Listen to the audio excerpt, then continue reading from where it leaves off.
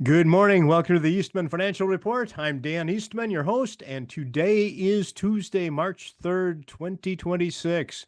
Thank you so much for tuning in. As always, we appreciate your viewership here at the Eastman Financial Report, as well as throughout the day on all of the great programming you see at Worldview Tube and you hear at Worldview Radio. As you know, we are a Christian broadcasting network, and we broadcast to the great marketplace of ideas all of the news and information of the day from a Christian perspective. That's our ministry, our mission, our goal, and of course, our passion. And we really have been very, very successful in the last couple of weeks in bringing that Christian message forth, given all of the exciting news that's bubbling up from the last couple of weeks. So we appreciate your ability to support us in doing this ministry. If you'd like to help us in this effort, you can do that by going to worldviewfoundation.com or wvwfoundation.com, either way, or scan the UR or the QR code on the bottom of the screen, and it will take you to the website, and you can make a donation. As you know, this is a ministry, and we are one of the few voices in this great marketplace of ideas that consistently broadcasts on a regular daily basis from a Christian perspective, and that's why it's very important that we continue to do what we do, especially in this very turbulent year. Beginning back in December and November and December, we were talking about 2026 being a big year and a big push for us, and of course with the midterm elections and all of the usual political and economic news. But certainly with the Iranian situation, this has become a very critical time, and we're hoping that you're watching our coverage, because it's been very, very good coverage, excellent reporting, and certainly keeping you, our viewers, informed as to the situation that's occurring right now in the Middle East. So if you'd like to make a donation, please do worldviewfoundation.com or wvwfoundation.com. You can also help this ministry by doing business with the vendors you see throughout the day on our network. As you know, and as I often say, we don't sell blocks of commercial advertising time. Rather, we find companies that we know and trust, and we partner with them so that when you do business with them, you know you're getting quality goods and services, and you're also helping this ministry, because a small portion of the proceeds comes back to us in the form of a commission, and that also helps us keep our bottom line positive. And of course, that's why we can broadcast our content free of charge throughout the day. You notice you're not making a paywall or a subscription. There's no price to hear our message. And that goes back to the traditions of spreading the gospel message 2,000 years ago. When you think of the apostles spreading the message throughout the Middle East, they didn't charge for that. That wasn't entertainment or some sort of a venue. That was a message freely given. And here we are 2,000 years later, still doing that same work. And we will continue to do that work until the second coming. So that's, again, another way you can help us out by doing business with the vendors you see on our network. There's a third way you can help our ministry and network, as well as help yourself, and that is to subscribe to our product called The Vault. It's worldviewtube.com/vault. And if you subscribe to The Vault, what you're doing is you're accessing the ministry of Brandon House. He's been doing this since 2006. He's written 15 books, most of which have been digitized by now, and he's had events and conferences and all sorts of seminars that have been digitally recorded, and all of that ministry material now lives in the vault. So if you are looking for a place to find commonality and the common church of this ministry, you will find that in the vault, and it's very spiritually uplifting. So if you're having a rough time in life or a bad day or whatever, by subscribing to the vault, very reasonably priced, you have access to this ministry on demand 24/7, and it's a real blessing to have, because there's some really great content in there. It's wonderful. I've been thinking about what's all included in the vault, and boy, that's a really, really nice package of Christian ministry material. Keep in mind, not only for yourself, but if you know somebody in life who's struggling, they have issues, family issues, or money issues, or health issues, it might be a really good idea to give them a subscription to the vault as well, because it certainly is, like I said, a Christian community, a Christian church, and it's on demand. So if you are looking for some spiritual enhancement, first and foremost, go to Scripture, because that's how God speaks to us. But in addition to Scripture, it's nice to be part of a Christian community, and that's what the vault delivers. So it really is a great product. There's a little paywall, but that paywall supports this ministry, and it's a beautiful archive of the history of this ministry and history of this church as we go forth and bring the gospel message to to the great marketplace of ideas in the form of our broadcasts, Worldview 2, Worldview Radio. And this is where you're going to get some amazing coverage. Like I said, if you've been watching the coverage of the Iranian situation on our network, it is excellent coverage from people who are there and people who understand the situation. And it's a wonderful thing to have. And of course, that material is also in the vault as well. So are the reruns from the Financial Report. They're in there as well. So it's a really great thing. Well, let's say you help us out. You can make a donation. You can do business with the vendors you see advertising throughout the day on our network, and you can subscribe to the vault. And it would really be helpful because it keeps our ministry robust and alive, and that's what we do. That's our passion. That's our goal. That's our ministry, our mission. So let's talk about the news today. And of course, you cannot talk about anything other than the situation in Iran. And of course, I leave the hour by hour developments to my colleagues here on the network because they are exceptionally well prepared and exceptionally knowledgeable and experienced in that theater. And of course, they will bring you information about the daily and the hourly and the occurring events with great depth and insight, and again from a Christian perspective. It's a beautiful thing to watch. But I want to talk about the economic components of this situation because there are obviously economic reactions to any time we see a situation of war on the globe. So let's talk about that. And of course, what I will focus on is the issue of shipping. And I want to step back. This is part of the Financial Report idea of developing critical thinking skills so we don't just watch the silver minnow scoot across the screen and we take a bite at the minnow, not ever asking the question of what is that filament attached to the minnow's nose. We want to know what that filament is. And that's why we look at the headlines and we want to start to dissect this and think about it. Because if you're following this network, and of course if you're following other media sources, and we all do, you will hear all sorts of sky is falling type prognostications that this war will have on the global economy. I've heard everything from returning to the Stone Age to not much at all. And I want to start to sort through and focus on what the issues are that is creating so much noise in this great marketplace of ideas.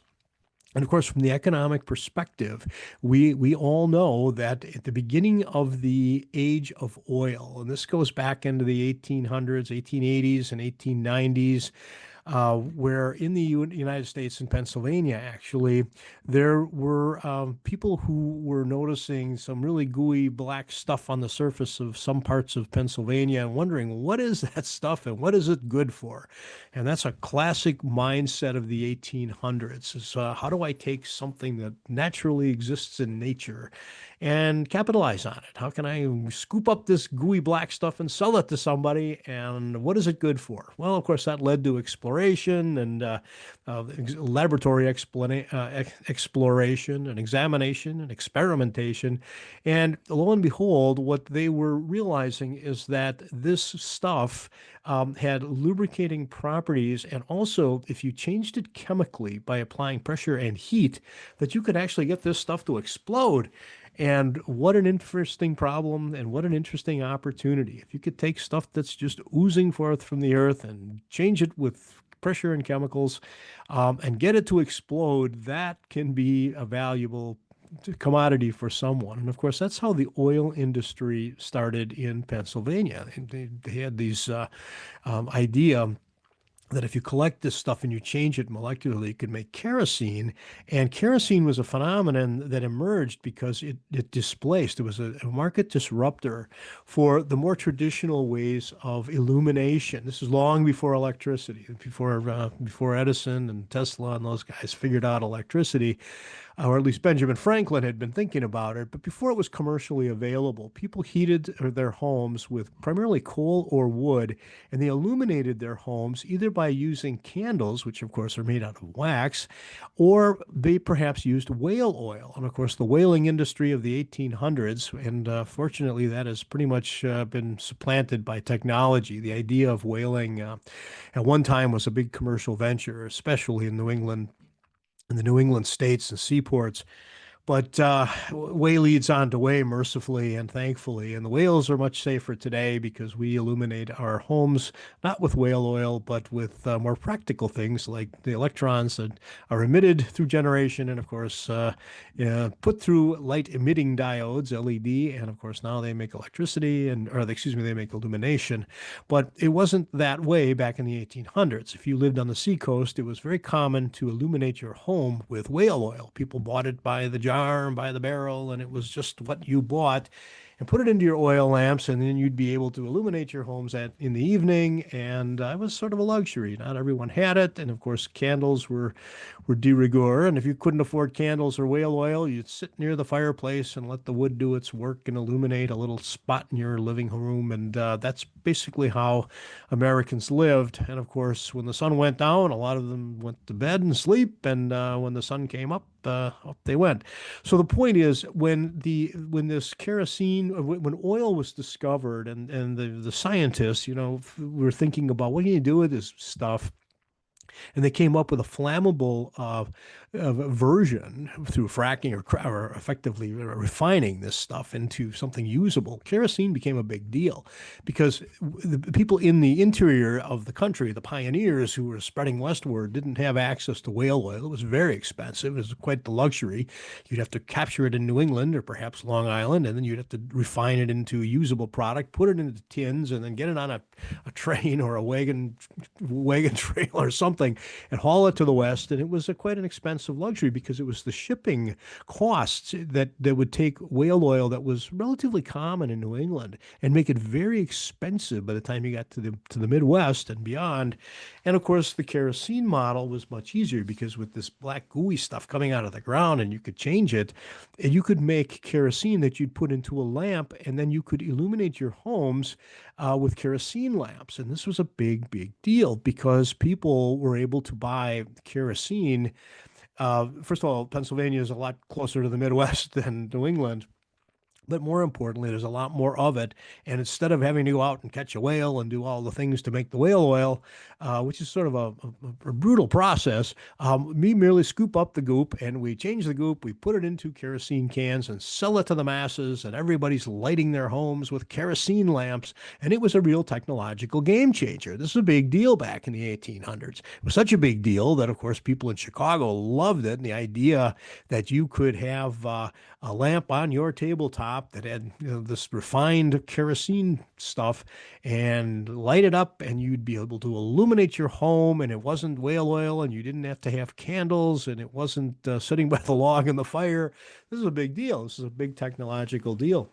It was such a big deal that Mrs. O'Leary was out using one of these kerosene lamps in her barn, milking her cow, knocked it over, something happened, and the next thing you know, Chicago burned down, and the Great Chicago Fire became American legend. And of course, it was a terrible fire if you happened to be living there at the time. The whole wooden town burned down for the most part.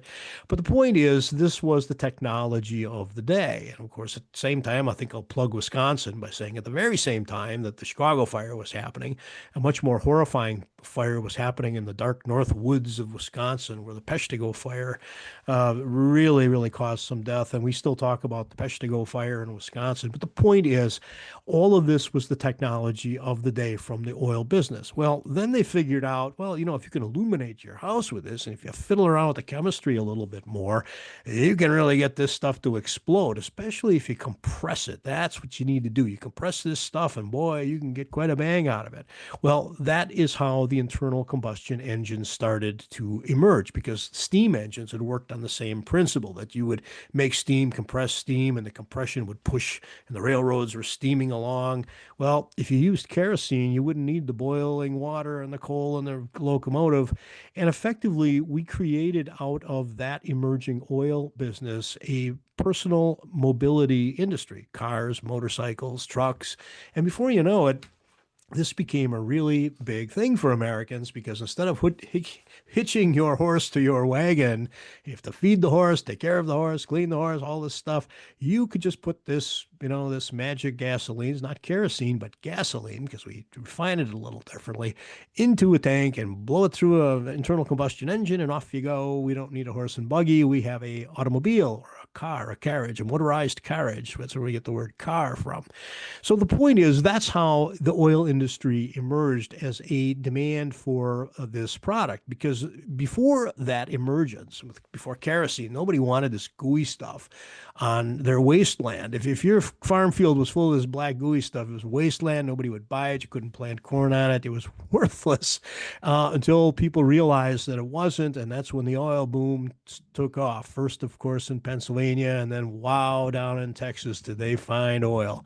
And of course, that began the modern mobilization, not only of American transportation in personal transportation, but also in Europe, because the Mercedes-Benz crowd had actually invented the first motorized carriage. And of course, Henry Ford was right on their heels, and all the great entrepreneurs of the beginnings of automotive propulsion. But it became clear that people would very much prefer to drive a motorized carriage rather than walk or ride a horse or be drawn in a wagon by a horse. It was just an amazing thing. Put a little liquid in the tank, turn it on, and off you go. Well, we all know the story. We all have automobiles. But as that emerged in the 1900s and into the 1920s and into the 1930s, and then the depressions where nobody had any money to buy cars, and then World War II, of course, the Germans figured out in World War II that this black gooey stuff was really important. And that's why the Germans, which were very busy in the middle of Europe causing chaos, decided to go down into Northern Africa and the Middle East, because they wanted to control this black gooey stuff so that it could be used as a store for national wealth. Effectively, if you control the energy, and the Germans had the energy and nobody else did, it would give them advantage. And that's where the murkiness of the oil industry emerged, because the British and the Americans quickly realized that oil is an important thing, because personal transportation is a very important thing. This is all before airplanes, or at least commercial airplanes, by the way. And what happened is that it became a geopolitical race to secure the black ooey stuff oozing out of the earth. And that's how the oil industry happened in the Middle East. It was as a result of the ending of World War I through the beginning of World War II, and the realization that whoever controlled oil was going to be able to control military power and economic growth. And that's why there's a really great book put out. It was written a long time ago, actually. I remember reading it in graduate school, The Seven Sisters. It was a history of the 7 oil companies in the Middle East. They called them the Seven Sisters, the 7 big oil companies, and how they developed that oil, and of course exploited the local population until the local population, the Saudis and others, got they figured it out, and they started to change the equity structure. But that's how the whole oil industry started, and that's why it's really a 20th century phenomenon, and that's why this war is very, very important. Now I'm going to take a break here, and then I'll tie this all into what's happening in Iran today. So I'll be right back. Thank you.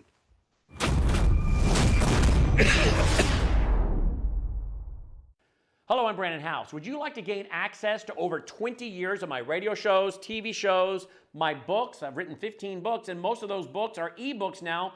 And we have conference DVDs, conferences where we filmed our conferences at the Ozarks, literally starting 20 years ago.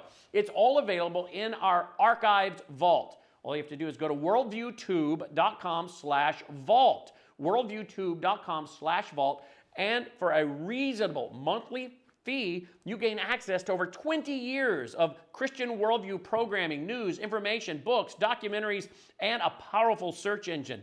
And folks, it's a great way not only to educate yourself, equip yourself, but it's a big way that you can help fund our continuation as a broadcast network. Please check it out. worldviewtube.com/vault, worldviewtube.com/vault, and help us continue pushing out a Christian worldview.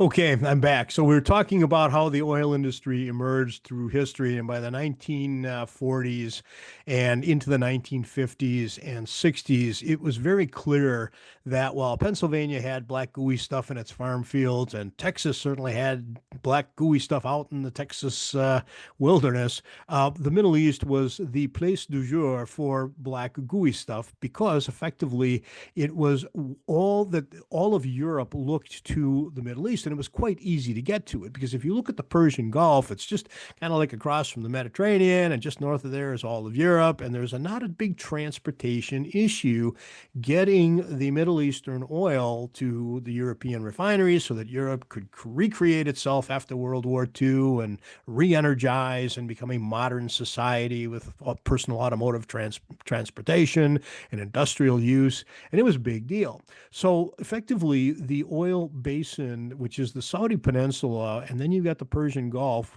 and then you've got Persia or Iran on the would be on the eastern side of the Gulf. It became sort of the hotbed because apparently that's where all the dinosaurs must have lived, right? I don't believe that either. I personally believe that the oil that the Earth produces hydrocarbons in stunning amounts, but we like to think about the early thinking on the matter suggested that perhaps they were dinosaurs that had turned into oil somehow.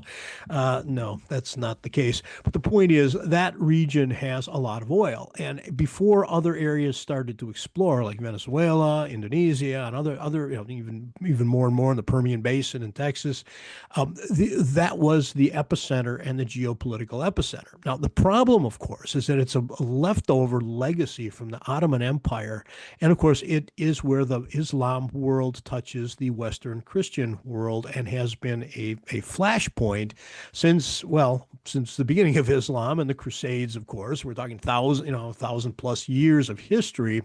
And that is where the intersection happens. So you end up having a lot of the world's oil supply in the Saudi Peninsula and the little oil Gulf states, that's the Persian Gulf, those are the Gulf states. And on the other side, and these are Sunni Muslims. So it's a different faction of Islam. And the Shiite Muslims, which is a different faction of Islam, are the primarily on the Persian side. And of course, these two groups of folks haven't gotten along for a very long time. It's an internal discussion and the struggle within Islam, but it's not directly germane to the Western thinking because it's sort of a family squabble within Islam, and that is adding, of course, and has added a tremendous amount of pressure to an area that is very unstable. And it's unstable because of this internal fractionalization between different factions of Islam. And then, of course, you have the amazing ability of the British and the Americans to, or at least the British, we'll blame them, we'll blame the British today, for drawing the maps of the Middle East after World War I. When World War I was settled and we entered into the 1920s, there was a real concern that Britain and the United States wanted to control that oil, and the way to do it is to draw these national maps and boundaries in such a way that it kept that area from becoming strong because there were a lot of internal political squabbles happening amongst the different factions, and it was done on purpose to keep that area weak so that American and British oil exploration and development and export could happen without national consciousness arising. Now, that has happened over time. So the plan didn't work very well. But what we're stuck with today is Syrian borders that are weird. And we have a Lebanese border, which Lebanon has always been important. If you open scripture, Lebanon plays a very important role in scripture. As a matter of fact, the Lord actually set foot in Lebanon. But the point is, those political boundaries were decided by Westerners to try and keep the place muddled a bit, and they don't help much in stabilizing that region. That's why we have Iraq and we have Syria, and of course, if you look at the Gulf states, and the Americans' love interest of the kingdom, all of that was structured with the idea of preserving the ability to access that pool, the black gooey stuff, because that's oil. And of course, if you look at the Iranian situation, it was not, I mean, if you think about prior to 1979, the Shah of Iran, who's since passed away, he was effectively deposed in 1979 and tried to get into America for medical treatment. He was kind of holed up down in Bahamas for a while.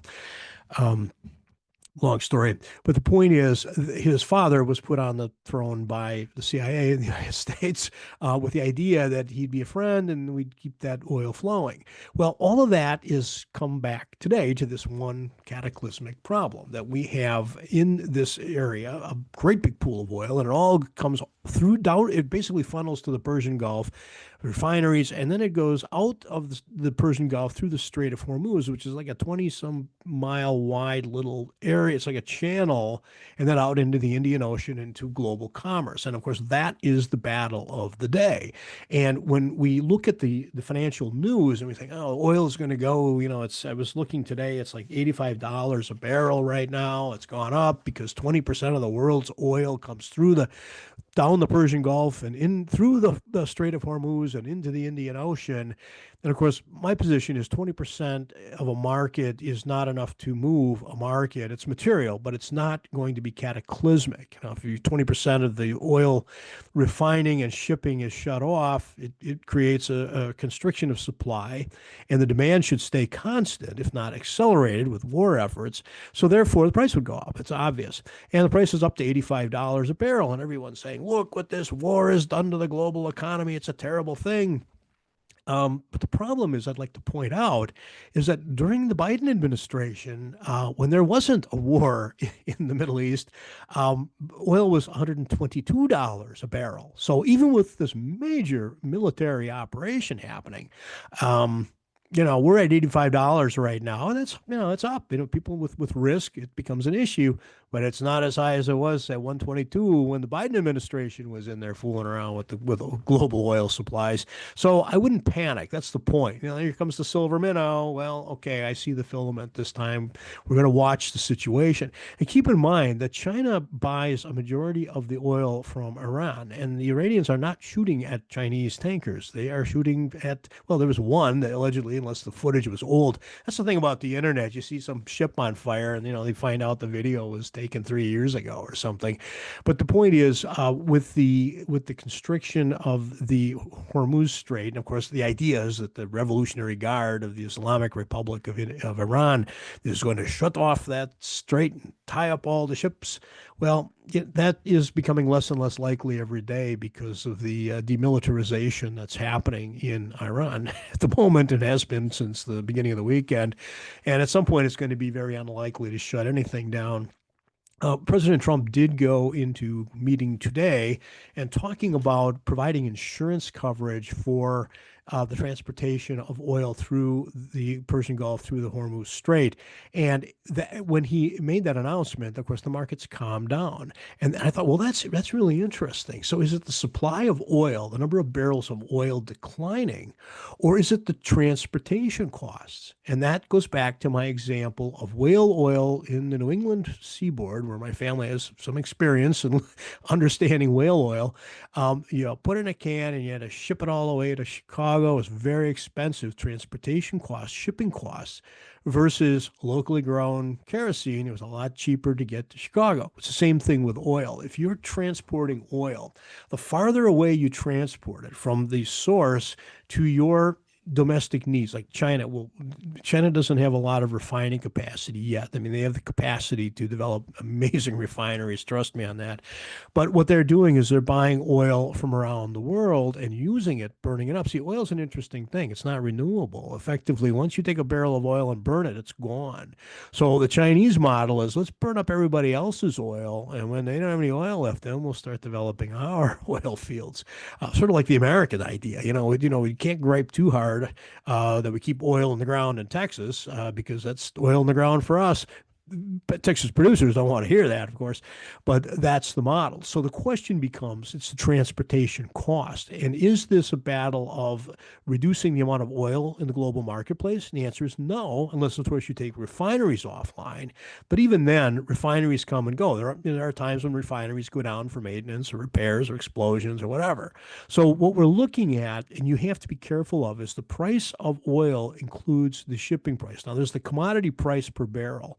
But then it's the cost to get the barrels of oil from where they're refined to where they're taken in and used. And that's why you have to be careful about, throwing your arms in the air and saying, oh no, oil's going to the moon, we'll all be walking. No, it's a very complicated market. And whenever you try to do predictive analysis based upon headlines, you end up coming up in the wrong spot. So that's why it's an interesting problem. I'll also point out that a lot of container ships are not able to get through the Strait of Hormuz, primarily because they don't want to be shot at. And even with insurance, it's better to not get shot at than to get shot at and have to collect from an insurance company. So what it's doing is it's holding up a lot of containered stuff coming from Asia through the Indian Ocean, up into the Persian Gulf, unloaded across the Mediterranean and distributed into Europe. So the big loser here is Europe. Their liquefied natural gas supplies are dwindling because of the conflict, and their container ships aren't showing up. And it's not a good place for the Europeans to be when there's a war in the Middle East. But that's just Europe. I mean, the rest of the globe is functioning quite well. And of course, the Europeans are much more focused on green energy than the rest of us. So, by limiting their own ability to energize themselves, they put themselves at risk. And that's what we'll be watching. Well, I'm out of time for today. Thank you so much for tuning in. As always, we appreciate your viewership here at the Eastman Financial Report on the Cobalt microphone, broadcasting from Milwaukee, Wisconsin. Have a great afternoon, and please consider making a donation to worldviewfoundation.com. We really appreciate your support. Have a great afternoon. Bye.